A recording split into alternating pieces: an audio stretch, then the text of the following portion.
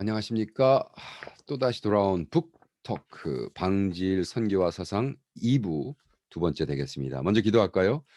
성령 하나님, 정말 영적 스승, 정말 자이언트 거인이었던 방질 목사님이 남겨간 선교적 유산에 대해서 나누고 있습니다. 정말 우리 선교사들 더욱이 이 책을 통해서 많이 회개하고 새로운 마음으로 선교지에 섬길 수 있도록 도와주시옵소서. 감사하며 예수님의 이름으로 기도합니다. 아멘. 자, GBS 청취자 여러분, 그리고 기다리고 기다리던 북톡 우리 매일 복음의 형제자매들, 방질 선교와 사상 홍경환 선교사님이 쓰신 책, 제가 전번 주에는 방질 목사님이 일본 있는 선교사들에 대해서 얼마나 고생을 했는지, 경찰들이 와서 수사와 헌병 막 하고 식민지로서의 억울함을 했다고 얘기했습니다. 그가 당한 식민지적 억울함은 고문보다도 더했다.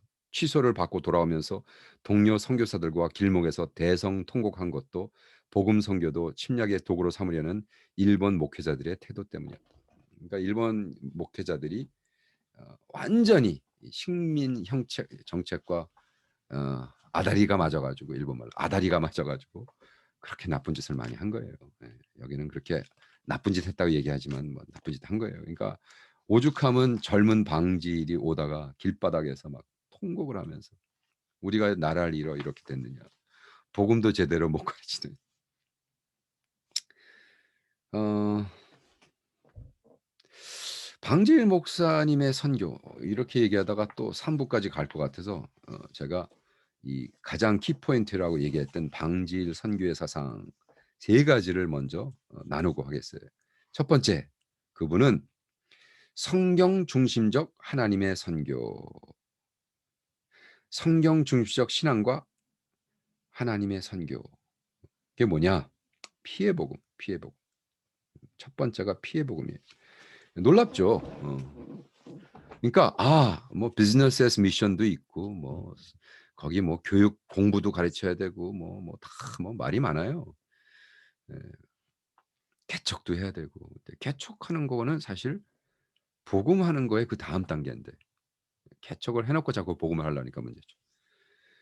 그 피해 복음. 그래서 제가 사실은 방질 목사님 개인적으로 뭐 친하니까 그 목사님 댁에 가가지고 그 침대 떡 앉았더니 바로 앞에, 제가 지금 이 녹음하는 거 제 바로 앞에 제가 그대로 지금 흉내내고 있거든요. 방질 목사님 침대 바로 앞에 이렇게 책장이 있었는데 책으로 가득 찼는데, 목사님 이거 다 누구 책이에요? 그랬더니 다 내 책이다. 그런데 114권, 한 권마다 한 두서 권씩 있으니까 그게 꽉 채웠더라고요. 그걸 내가 책은 안 쓰신 김동명 목사님 집에 가서도, 김동명 목사님 댁에도 한번 갔더니 책장이 있는데 자기가 창세기부터 연구해 놓은 거를 최근은 출판은 안 했지만 가득 차 있더라고요. 그래서 내가 그것도 흉내내느라고 그대로 했고, 김동명 목사님도 흉내냈고, 방실 목사님 흉내냈고, 그래서 제가 지금 제 앞에 지금 70권의 책이 쫙 꽂혀 있습니다. 똑같은 거.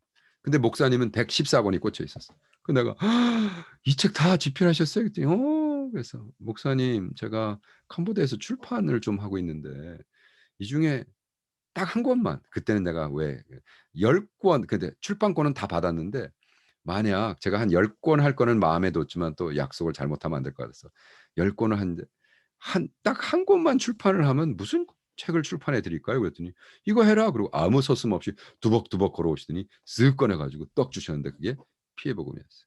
그래서 제가 그 피해 복음을 영어로 번역하고, 저기 스티브 강이라는 친구가 목사님이 해주고, 그래서 그 영어로 번역되니까 캄보디아 말로 번역되고 베트남 말로 번역되고 그다음에 중국말로 번역되고, 그래서 이제 그것이 막 퍼져나갔는데, 피해 복음, 성경 중심점, 여기 이렇게 써 있습니다. 그의 신앙과 사역의 중심에는 피해 복음이 있다. 그가 외쳤던 이 원색적인 피해 복음은 오로지 성령으로만 가능한 것이고 하나님이 주신 복음이요 우리가 받은 복음이다. 그는 내 죄를 대속하신 그리스도의 보혈 공로를 믿고 생명되는 피의 길에서 그 피에 적시고 씻김을 받아 예수의 피로 승리하기 위해서 오늘도 나를 위해 예수가 흘린 피의 소리를 들어야 한다고 말한다. 그래서 그 피해 복음은 첫 번째, 구속적 신학관. 한 생명은 그의 선교적 출발점이다. 구원 사역. 그래서 제가 한 번은 그 방질 목사님 집에 가서 성경 공부 다 마치고 끝나고 이렇게 식사를 인제 같이 하는데 식사가 다 마쳐 갈 무렵 다들 거의 다 떠나고 어떤 나이 든 선교사님이 80 넘은 선교사님이 막 활레벌떡 뛰어오면서 "죄송합니다. 뭐 선배님 제가 늦었네요." 그러면서 선교지 일을 다 끝내고 자기가 "은퇴하고 왔다." 얘기를 하는데 아마 왕이 있는 나라였나 봐요. 뭐 왕이 뭐 차를 대고 나오고 레드 카펫 트리트먼트가 있고 뭐 밴드가 나와서 뭐 북치고 장구치고 자기가 이렇게 영광을 받았다 그랬더니 탁상을 딱 치시면서 하는 말이 "선교사님 사역을 통해서 얼마나 많은 사람이 구원받았나만 나누세요, 이 자리에선." 혼을 내시더라고요. 그래서 내가 야 80 넘은 사람이 완전히 애같이 100살 넘은 100살 목사님한테 혼나는 걸 보면서 내가 와. 음. 그러니까 한 번도 변한 적이 없는 거예요, 방질 목사님. 그의 선교적 프린시플 뭐야? 구속사다 구속사. 성경책은 레이디스 앤 젠틀맨을 만드는 게 아니라 구원의 역사 철저하게 근근 그 복음의 역사라는 게 뭐야? 금 긋는 거예요. 이 라인에 들어오면 구원, 저기는 지옥. 네? 그리고 그분은 도구적 선교관. 이건 또 뭐냐? 성경 중심 하나님의 선교인데 첫 번째는 구속적 신학관. 그다음에 도구적 선교관은 뭐야? 성경을 가르치는 것보다 함께 하는 것. 구원의 복음을 전해주기 원하는 분은 하나님이시며 주신 말씀을 전하는 이는 그의 도구일 뿐이다. 그래서 내가 무슨 복음의 무슨 뭐 창설자 내가 선교사들 중에 저도 가끔가다 그럴 때 너무나 가난한 나라에서 하다 보니까 내가 스스로 메사야가 된 기분을 느낄 때가 있어요. 그 메시아닉 컴플렉스가 심합니다. 예. 그래 가지고 지가 예수야. 나도 가끔가다 그냥 뭐 가난하고 어떨 때는 막 그렇잖아요. 내가 그냥 찍하니 500불 도와주면 막 뭐 만사형통 막 할렐루야 막 뒤집어지고 인생 변했다 그러고 하다 보면 어느 날 그냥 아무 조건 없이 기도도 안 해 보고 찍찍 도와줘요.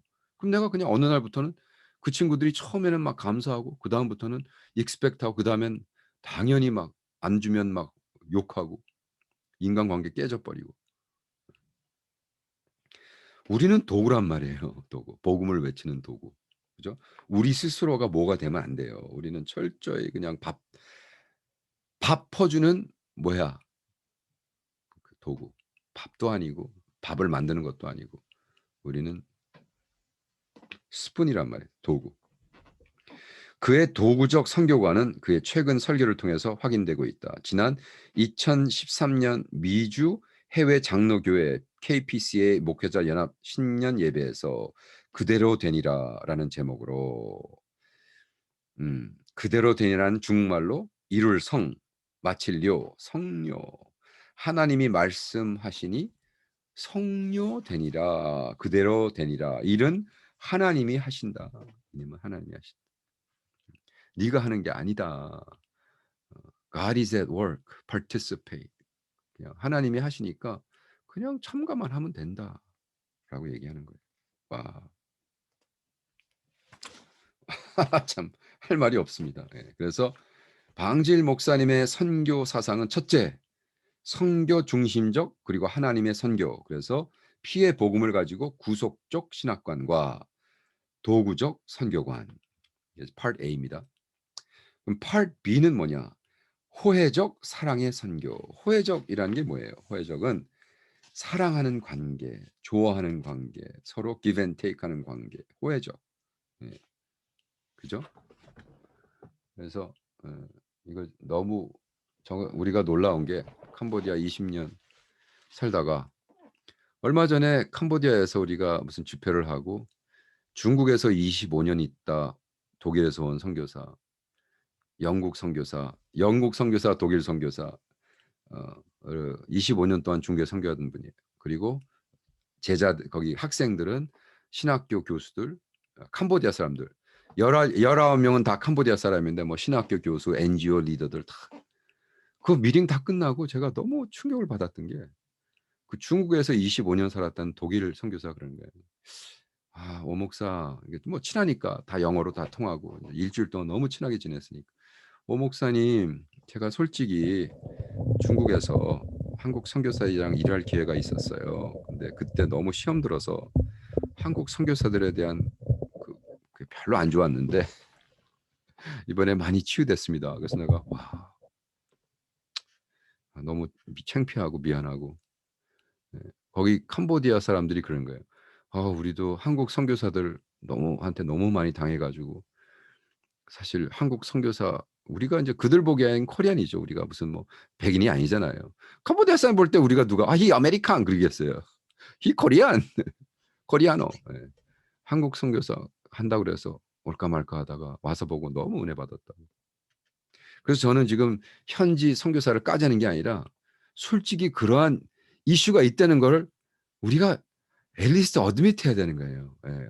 정말 우리가 정말 이렇게 흉 잡힌 짓을 하고 있었구나. 근데 왜? 호혜적 선교가 아닌 거예요. 제가 그랬죠. 캄보디아에 있는 한국 선교사들끼리 모여가지고 뭐 하다가 어떤 강사가 저것들 종놈들이 잘해주니까 아들인 줄 안다고. 그랬더니 그랬으면 당장 소리 질러서 내려오게 해야 되는데 뭐 아멘 할렐루야 박수 치고 좋아했다. 이게 수준 얘기거든요. 인격의 수준이거든요. 어떻게 우리가 섬기는 캄보디아 사람을 종놈들을 잘해주니까 아들인 줄 안다. 이 어떻게 개 같은 소리를 하냐고 그런. 예. 정말 이건 호혜적이 아니라 진짜 아주 그냥 혐오적 혐오적 선교를 하는 거예요. 그런 식으로 자기가 섬기는 사람들 깔보고 종 취급하니까 그 밑에 사람들이 일단 돈 받고 일할 때는 뭐 꾸벅꾸벅 하겠죠. 그러나 속으로 미친놈의 새끼들 저거. 예. 그럴 거 아니에요.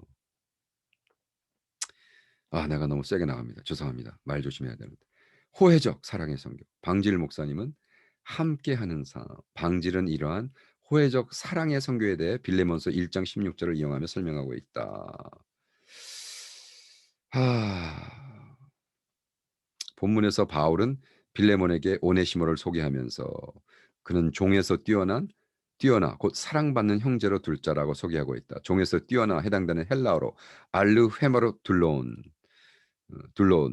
종을 넘어서 종의 신분을 뛰어넘어 사랑받는 형제, 같은 그리스도인으로 서로 사랑을 주고받는 형제라는 의미이다. 여기서 방질 목사님에겐 주고받는 것이 너무 중요하다. 왜? 백인 선교사를 한동안 모아놓고 그렇게 질문을 했대요. 이건 제가 개인적으로 들은 건데 여러분들 선교 그러니까 뭐 다들 뭐 20년 30년 선교 백인 선교사들 모아놓고 당신들이 언제 당신이 섬기는 사람들에게 도움을 받고 정말 사랑을 받고 대접을 받고 한 적이 있습니까? 근데 백인 선교도도 마찬가지거든요. 뭐 워낙 부자고 워낙 많은 것을 누리고 사니까 그 사람 뭐 도움받을 건 평생 도와주고 정말 왕처럼 군림하고 뭐 예수처럼 뭐 메시아닉 컴플렉스에 빠져가서 그러다 보니까 없댔다는 거예요. 그러니까 당신은 선교 시작도 안 했습니다. 그래가지고 막 백인들이 충격받았다 그러더라고요. 그러니까 우리는 어깨동무 같이 함께하는 삶, 그렇죠? 주고받고 그 다음에 사랑을 주는 선교사 당연히 줘야죠 우리는, 그렇죠? 다른 이해 관계없이 예수를 바로 믿게 된다고 말한다. 어떻게? 친구가 되라. 나의 종이라 하지 않고 종놈들이라고 하지 않고 부려먹지 않고 갑질하지 않고 그 다음에 사랑을 주는 것뿐만이 아니라 그는 공산당 치하에 9년 동안 동고동락하며 지냈던 36개의 교회들, 세례 교인만 2,000명, 학생과 총교인 3,000명에 되는 그가 사랑하는 교인들은 그를 잊을 수 없게 어느 정도로 친밀했냐면요. 그가 중국을 떠난 지 수십 년 되는 목사님이 100살이 될 때, 근데 우리 목사님은 중국을 떠난 다음에 다시는 중국에 안 돌아가셨어요. 왜? 자기가 나타남으로써 그 공산당 밑에 있는 그 제자들이 밝혀지기 때문에. 만나러 올 거잖아요. 목숨 걸고.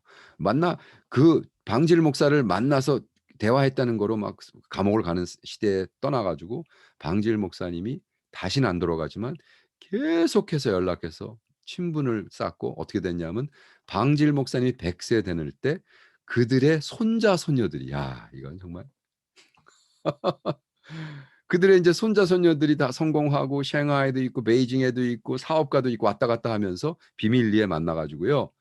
그 부모들이 할머니들이 그 빨간 그 실크에다가 축 100세 생일이란 거 술을 놓아 가지고 방질 목사님한테 선물한 거를 그 목사님 방에다 이렇게 걸어 놓은 걸 보면서 내가 막 와 가슴이 멍해지더라고요. 어떻게 인격으로 대했으면 어떻게 인격으로 사랑했으면 아니 그가 섬기던 사람의 손자 손녀가 아직도 흠모하고 와서 선물을 할까? 예 솔직히 저도 20년 목회했거든요. 예. 솔직히 내가 섬겼던 사람조차 "당신 누구야?" 잊어버리려고 그러고 지우기 운동하고 제가 나의 제자라는 것 창피해서 얘기 안 하는 친구도 있고요. 예. 뭐 당연히 내 밑에서 훈련 받았는데도 아예 그 얘기 뭐 오이카스 출신이라는 것도 얘기 안 하고 자기는 무슨 뭐 큰 선교 단체랑 같이 일했다 그러고 뭐 거기 백인들 리더가 자기 리더라 그러고 뭐 이건 그러니까 철저하게 제 잘못이죠. 예. 제가 못한 거죠. 저는 굉장히 섭섭했어요 한동안. 내가 그래도 월급도 안 받고 20년 동안 열심히 섬긴 교회고 개척교회 5개 했는데 '저 새끼들은 왜 저럴까?' 그랬는데 방질 목사님을 딱 느낀 '이건 내가 걔네들 욕할 게 아니로구나. 내가 어찌 개같이 했으면 내가 목회를 어떻게 개같이 했으면 정말 이런 취급을 받는가. 내가 주고받고 제대로 사랑을 못 해서 그렇구나.' 음. 그래서 저는 사랑을 했다고 생각하지만 음 사랑을 받는 선교사. 그동안 한국 교회 선교사는 자기의 이름과 자기의 명예에 지나친 관심을 두고 행해진 경우가 많았다. 현지인들과 함께 진행하기보다는 주도적인 경향이 많았다. 상대방을 인정하고 존중하려고 섬기려는 자세보다는 상대를 부정하고 무시하고 가르치고 지배하려는 모습이 더 많았다. 이렇게 일방적인 선교에 대해 방지일은 다음과 같이 지적하고 있다. 초창기의 선교는 예수를 주기 위함으로 다른 것도 주려 했지만 그런 주는 선교에서 예속 관계가 명료하게 드러난다. 페이트런 클라인을 얘기하는 거예요. 예속. 노주의 관계가 뚜렷하게 드러나면 예수는 안 주어도 못 주었다는 증거라 할 것이다.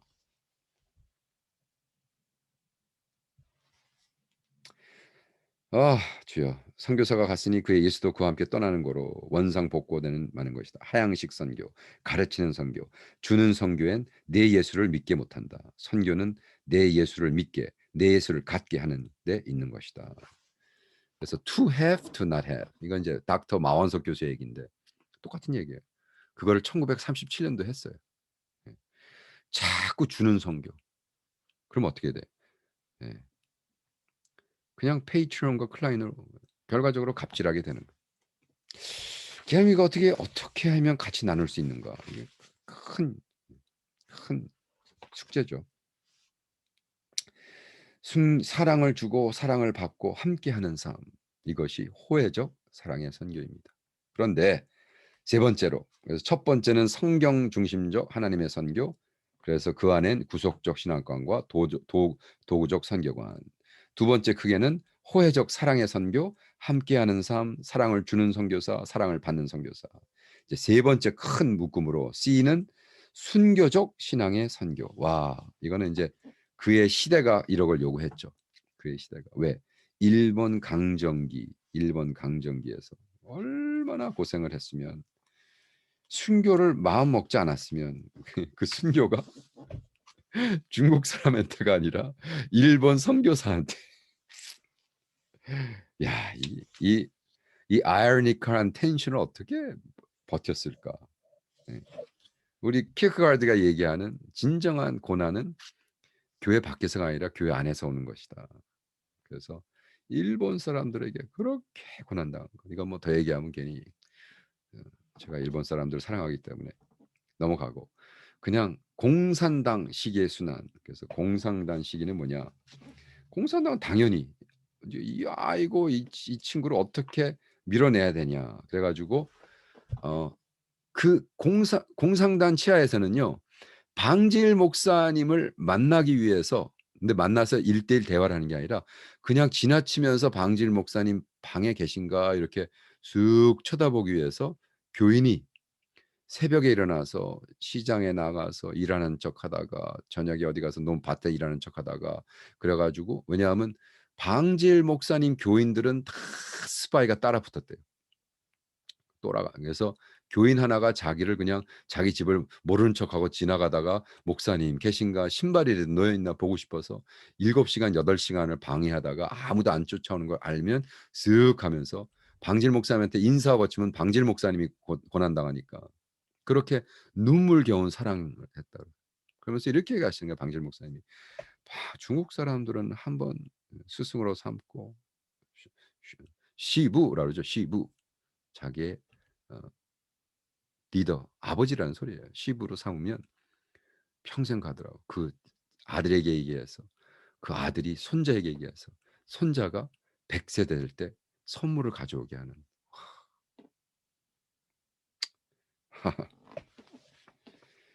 그게 진짜 예수 믿는 거의 삶이 아닐까요? 무슨 다른 말을 하겠어요. 그래서 방질 목사님이 그렇게 미셔널 프린시플을 했는데 그러면 최우선 사역은 어떻게 했는가? 이 세 가지를 얘기하십니다. 영성과 실력과 인격. 우선은 하나님과의 관계에 우선순위를 두는 거고, 두 번째는 복음 사역자가 되라는 것이고, 세 번째는 먼저 현지인들의 친구가 되라는 것. 그죠? 그래서 우리가 선교사로서 개발해야 될 건 영성. 그분은 영성을 언제 개발했느냐? 매일, 데일리. 그리고 매일매일 성경 공부하시고 매일매일 쓰시는 거를 weekly, 일주일마다 13페이지에서 20페이지를 타이프를 하셔가지고 그거를 월요일 날 성경 공부 때 가르쳤어요. 그래서 창세기부터 요한계시록까지 66권에 그게 나온 거예요. 주석이. 그리고 책을 114권을 집필하신 거예요. 그 영성은 매일입니다. 매일. 놀라운 거죠. 그 영성. 성경을 완전히 팠습니다. 공부벌레는 안 됐지만 성경벌레가 돼가지고 그냥 깊이 파가지고 주석이 나왔어요. 제가 그거를 담고 싶어 하는 거예요. 저도. 여러분 선교사님 이 말씀을 지금 듣는다면 저 선교사는 뭐 이상한 옷을 입고 아니 왜 캄보디아 선교사가 저기 인도네시아 옷을 입고 저래 그 이상한 거 생각하지 마시고 야, 정말 나도 매일매일 정말 하루에 2-3시간씩 성경을 파고 있는가. 왜? 그렇게 평생 파야 돼요. 우리는 프로페셔널 크리스천이잖아요. 말씀 하나는 확실하게 해야 될 거 아니에요. 말씀과 기도는. 그죠? 그다음에 어때? 실력. 그게 실력이 되는 거예요. 방질 목사님은요. 무조건 한 사람에 대해서 아주 그냥 몰입하세요. 이 사람 목사 그러니까 이분이 어느 정도냐면 45년 전에 니네 아버지 신방 갔었다. 니네 엄마가 뭐 했고 그 엄마 친구가 애 받는 여자였는데 뭐 어쩌고 저쩌고. 야, 이거 한 영혼에 대해서 그 구원에 대해서만 관심 있는 게 아니라 한 영혼에 대해서 그렇게 관심이 많아요. 그게 실력이죠. 사역자로서는 그게 실력인 거예요. 그다음에 인격. 제가 성령론에 대해서 성령의 파워에 대해서 설교를 해달라고 그래서 네 좋죠. 그래서 그때 방질 목사님이 와 계신 집회였어요. 제가 방질 목사님과 여러 집회를 같이 갔는데 뭐 도미니칸 리퍼블릭, 뭐 조지아, 뉴욕, 뭐 밴쿠버 뭐 했었는데 아마 밴쿠버 사역이라고 하는데 방질 목사님은 딱 맨 앞줄에 딱 지팡이 짚고 100살짜리 목사님이 딱 맨 앞에서 지키세요. 하루에 10시간, 9시간 미팅을 해도 맨 앞에서 딱 지키고 계세요. 근데 그날 제가 설교하러 강의하러 그때 그때 우리 이면수 목사님 교회 그때 뭐 진짜 한 700-800 거의 1000명 모였나요? 목사들하고 선교사들하고. 너무 제가 이제 강의를 하러 설교를 하러 올라가다가 그때 제 주제가 성령의 파워, 두나미스. 성령 하나님의 파워에 대한. 그래서 사도행전 1장 8절 뭐 너에게 하면 뭐 방언을 하고 막 기적 일어나고 치유하고 막 하는 거 그거 설교하러 딱 노트를 딱 준비해서 올라가고 딱 강단에 섰는데 방질 목사님이 딱 앉아 계시는데 성령 하나님이 임하면은 이 진정한 파워는 물론 방어도 하고 치유도 하고 다 해야겠죠. 그러나 인격의 변화가 있구나. 그래서 성령 하나님이 임재해서 인격의 변화에 대한 설교를 그 자리에서 해버렸습니다. 40분. 근데 그때 어떤 신문사에서 와가지고 그 제 설교의 은혜를 받아가지고 그걸 전체를 토시 거의 전체를 그냥 그 신문에 발표한 적이 있어요. 그걸 나중에 내가 십몇 년 뒤에 발견했어요, 인터넷에서. 그래서 그걸 다시 제가 카피해 가지고 갖고 있는데, 저는 정말로 방질 목사님은요, 글쎄 그분은 뭐 방언해라 뭐 성령 운동하지 않은 분이에요. 근데 이렇게 밸런스 있는, 균형 있는 말씀 읽기와 기도와 전도, 말씀에 대한 이것이 되면서 어떻게, 와우, 그의 영성이, 예, 하나님과의 관계를 우선순위를 하면서 그가 어떻게 돼요? 하나님과의 말씀과 기도가 밸런스가 되니까 그분이 어떻게 돼요? 그냥 복음의 사역자가 된 거예요. 그래서 우리는 자선 사업가도 아니에요, 교육가도 아니에요, 비즈니스 에스 미션도 뭐 다 필요하다 그러는데, 이 비즈니스 미션이, 복음이 빠진 비즈니스 미션이 너무나 많고, 그죠? 저는 아주 근본적으로 일단 복음을 먼저 해라. 그다음에 뭐 사업을 하고 있는데, 복음은 빠졌는데 자꾸 사업 성공, 그 마귀 새끼들 그냥 뭐 그렇잖아요. 예. 하버드가 지금 가장 똑똑한 마귀 새끼들 만들고 있는데 자꾸 뭐 우리는 크리스천 교육, 하버드 크리스천 교육, 연세대 크리스천 교육, 연세대에서 뭐 나쁜 놈들 다 나오는데, 말도 안 되는 얘기들 하지 말란 말이에요. 그래서 현지인의 친구가 되고 사람을 키우는 사역을 해라. 내가 너무나 은혜를 받았어요.